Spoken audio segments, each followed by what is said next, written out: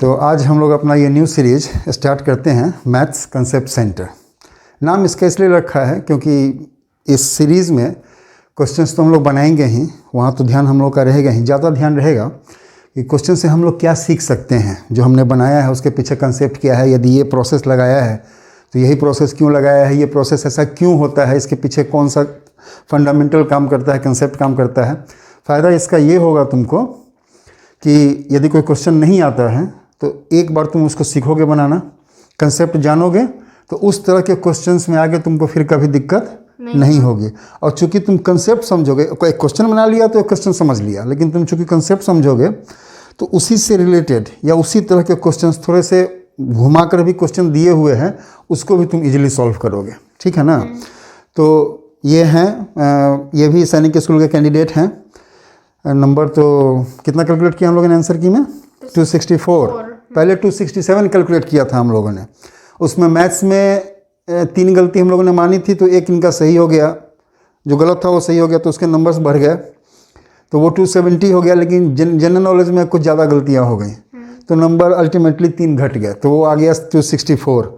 Hopefully return में होना चाहिए, अब तो क्या निकलता है कट ऑफ उस पर डिपेंड करेगा। ठीक है ना।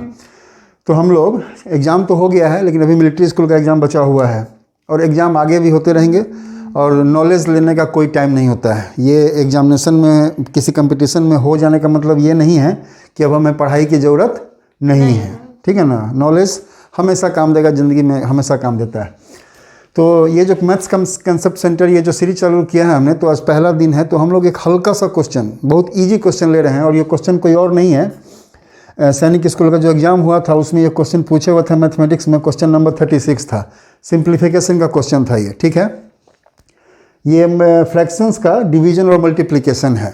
तो ये सारे बच्चे ऑलमोस्ट जानते होंगे कि जब भी फ्रैक्शंस में डिवीजन की बात चलती है तो एक्चुअली हम लोग डिवाइड नहीं करते हैं, हम लोग इन्वर्ट एंड मल्टीप्लाई करते हैं। ठीक है ना। यदि सिर्फ इसको बनाने की बात है, 2 स्टेप में बनेगा। ये क्या हो जाएगा, ये हमारे पास आ गया, ये क्या है 6/8 डिवाइडेड बाई 3/2 इंटू 4/5। ठीक है ना। अब देखो बॉडमास रूल तुम लोग जानते होगे, एक मैंने वीडियो बनाई हुई है, सर्च करना देखना उसको, बॉडमास को। क्या है कि डिवीज़न है और मल्टीप्लिकेशन है, तो पहले हम लोग डिवीज़न का काम करते हैं। तो जब इसको सॉल्व करेंगे हम लोग, तो इसको हम लोग इन्वर्ट एंड मल्टीप्लाई, इसका मतलब क्या होता है कि जिससे डिवाइड कर रहे हैं उसको हम लोग इन्वर्ट कर देते हैं। तो ये 6/8 तो रहेगा ही, ये इन्वर्ट होगा।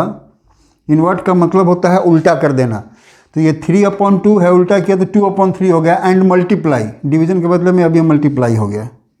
आगे तो जो बचा हुआ है वो हमने लिख ही दिया। ठीक है ना।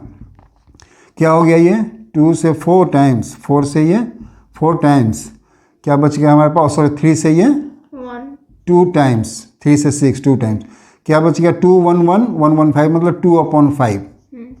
यही इसका आंसर आया। ये ऑप्शन 4 जो है ये इसका सही आंसर हो गया। ठीक है। लेकिन इन्वर्ट एंड मल्टीप्लाई मैक्सिमम हम ये मान लेते हैं कि सारे के सारे बच्चे जानते होंगे, जिन्होंने पढ़ा होगा, फ्रैक्शन पढ़ा ही होगा तभी तक यहाँ तक पहुँचे हैं। तो सारे बच्चे जानते होंगे कि जब फ्रैक्शंस में मल्टीप्लाई, ये डिवीज़न की बात चलती है, तो हम लोग डिवाइड नहीं एक्चुअली मल्टीप्लाई करते हैं इन्वर्ट करके। लेकिन ऐसा होता क्यों है, मैथमेटिक्स में बिना रीज़न का कुछ नहीं होता है। ऐसा नहीं है कि उठा और सीधा इन्वर्ट करके मल्टीप्लाई कर दिया, जो मन किया कर दिया। कुछ रीज़न है। देखो इसके पीछे एक जनरल कंसेप्ट समझो। ये डिवीज़न है, फाइन। हमने क्या किया कि ये पहले था ऐसे 6/8 डिवाइडेड बाई 3/2।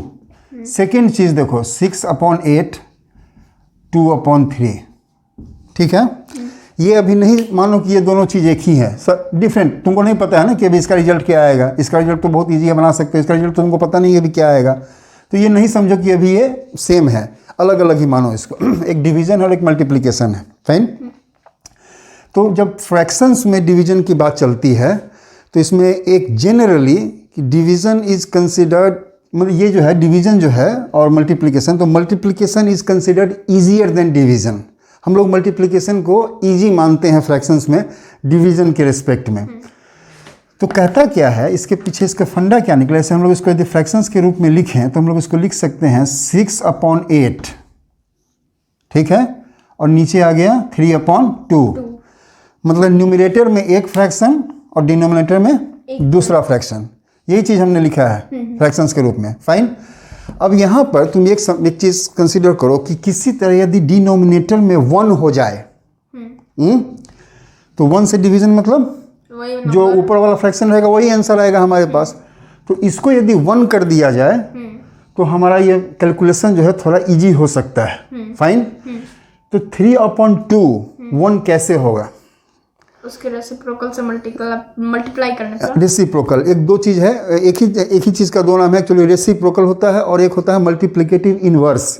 मल्टीप्लिकेटिव इनवर्स क्या होता है कि किसी दो नंबर को यदि मल्टीप्लाई करने पर उनका प्रोडक्ट 1 आ रहा है, किसी दो नंबर को मल्टीप्लाई करने पर यदि उनका प्रोडक्ट 1 आ रहा है तो दोनों नंबर एक दूसरे के मल्टीप्लिकेटिव इनवर्स होते हैं। ठीक है। तो जनरली फ्रैक्शंस में ये दोनों नंबर जो होते हैं ना वो एक दूसरे के रेसिप्रोकल भी होते हैं। रेसिप्रोकल का मतलब क्या होता है?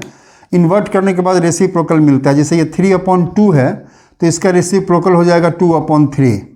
जब इसको मल्टीप्लाई करोगे तो ये और ये कट गया, 1 ही आएगा। 4 ये तो ठीक है, 4 का रेसिप्रोकल क्या हो जाएगा? 1/4। 1/4 का रेसिप्रोकल हो जाएगा 4। ठीक है ना। इन्वर्ट कर देने से जो नंबर हमें मिलता है वही रेसिप्रोकल हुआ। और ये दोनों नंबर 4 एंड 1/4, 1/4 एंड 4, ये दोनों नंबर चूंकि मल्टीप्लाई करने पर सब का प्रोडक्ट 1 आ रहा है तो ये लोग एक दूसरे के मल्टीप्लिकेटिव इन्वर्स हुए। ठीक है।